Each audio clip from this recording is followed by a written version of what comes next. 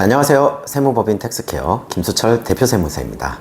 오늘은요, 한국 거주자가 해외 재산에 대해서 어떤 신고 의무가 있는지 말씀드리려고 합니다. 왜냐하면 예전에는 이 부분에 대해서 엄격한 세무조사가 없었지만 최근 4, 5년을 제가 경험을 해봤을 때 미국으로부터, 미국 국세청과 미국 금융기관으로부터 굉장히 디테일한 자료가 공유되고 있습니다. 그래서 한국 국세청에서도 얼마든지 해외 재산에 대한 그런 자세한 내역을 살펴볼 수가 있기 때문에 그런 해외 재산 신고 의무를 하지 않아서 가태료를 받는 것보다 지금이라도 신고를 해서 그런 가태료도 받지 않고 내야 될 세금이 있었다면 미리 내는 것이 좀 더 절세에 유리하다고 하겠습니다. 그러면 한국 거주자의 해외 재산에 대한 신고 제도에 대해서 우리 표를 보면서 한번 안내를 해드리도록 하겠습니다. 먼저 우리 금융재산에 대한 신고인데요. 굉장히 유명하죠. 특히 뭐 미국에 아니면 싱가포르, 홍콩 또 뭐 중동 국가에 해외 계좌를 갖고 계신 분들이 굉장히 많아요. 이분들이 이걸 신고해야 되냐, 신고 안 했을 때 어떠냐, 이런 질문들을 굉장히 많이 하고 계십니다. 한번 읽어봅시다. 거주자는 매월 말일 기준으로 다른 나라에 있는 여러 개의 은행과 증권 계좌 잔액의 합산액이 5억 원을 초과하는 경우에는 다음해 6월까지 신고해야 한다.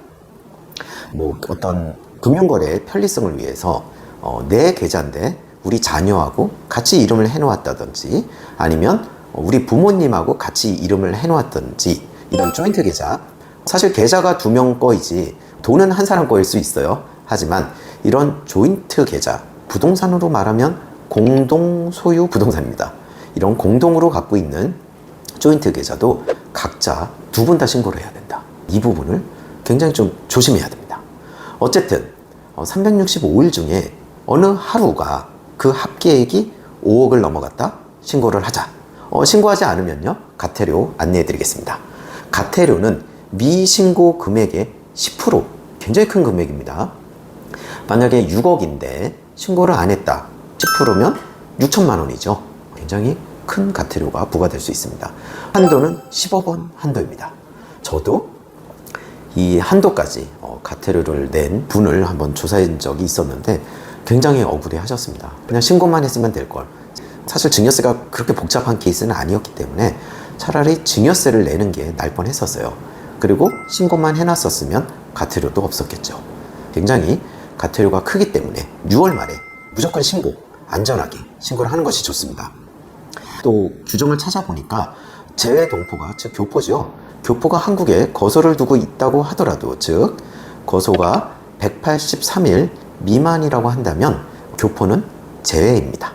네, 이 부분을 요즘 많이 물어보고 계세요. 두 번째는 부동산입니다. 전체 부동산이 2억 이상이 아니라 건별로 2억 이상의 해외 부동산을 취득하고 보유하고 임대하고 처분했을 때 다음해 6월 말까지 신고해야 합니다. 또한 임대소득이 발생했다면 국내에 있는 다른 소득과 합산을 해서 종합소득세 신고를 해야 합니다. 이때 가산세는요, 22년도 보유분부터 매년 취득액의 10%가 부과됩니다. 물론 한도가 1억 원이에요.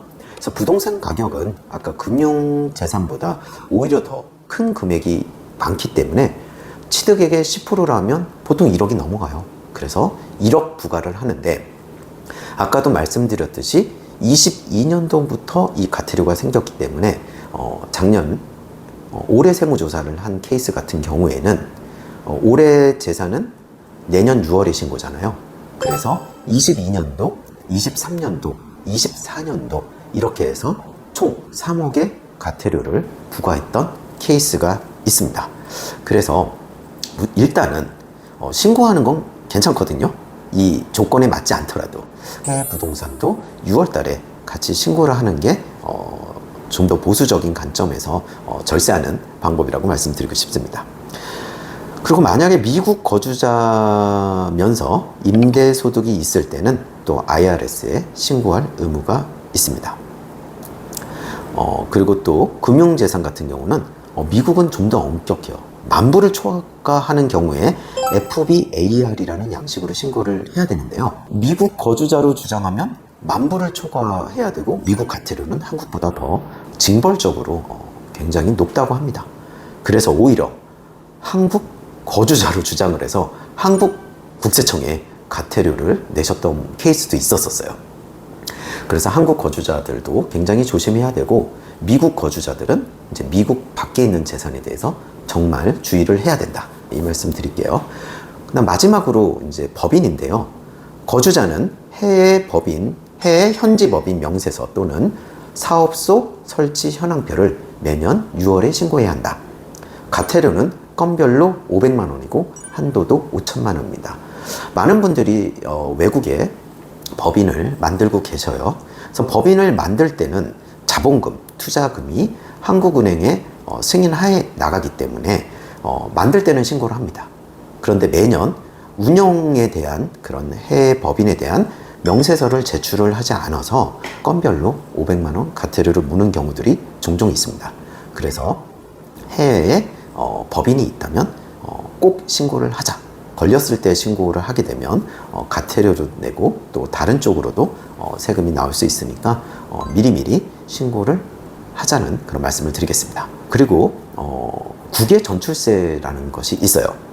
국외 전출세가 뭐냐면, 이민을 갈 때 한국에서 갖고 있던 주식을 이민 가는 날 팔았다고 가정을 한 다음에 주식에 대한 양도세를 미리 내는 것을 국외 전출세라고 합니다. 좀 황당하죠. 내가 주식을 갖고 있고 주식을 팔지 않았는데 이 주식을 팔았다고 가정하고 양도세를 미리 내라. 팔지도 않아서 현금화되지 않았는데. 근데 이 법은 이제 이민을 간 다음에는 이 주식 거래에 대해서 추적이 쉽지 않기 때문에 이민 갈 때를 기준으로 세금을 부과하고 있다. 이 부분에 대한 문의도 굉장히 많이 들어오고 있습니다. 세율은 이 표를 참고하시면 되겠고요. 어떤 식으로 세금 계산을 하냐면, 출국 당시 시가가 없다면 저희가 비상장 주식 같은 경우는 세법에 따라서 평가를 하게 됩니다. 이 시가로 주식 양도세를 미리 낸 다음에 실제로 나중에 팔았을 때 정산을 하게 됩니다.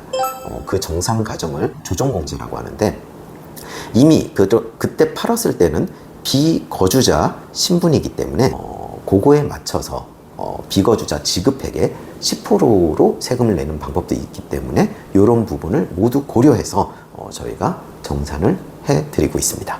그래서 이 부분도 좀 주의를 하셔야 돼요. 그 다음에 이제 마지막으로 최근 이제 상속세 조사를 하면서 많이 걸리는 부분입니다. 할아버지 할머니가 해외에 있는 손자녀에게 학비를 이체를 해주는 케이스들이에요. 우리 손자녀한테 학비를 내준 것이 과연 증여세 대상이냐? 증여세 대상입니다. 만약에 그 손자녀가 부모가 없거나 부모가 부양할 능력이 없다면 할아버지 할머니가 손자녀를 부양하기 때문에 증여세 대상에서 빠집니다.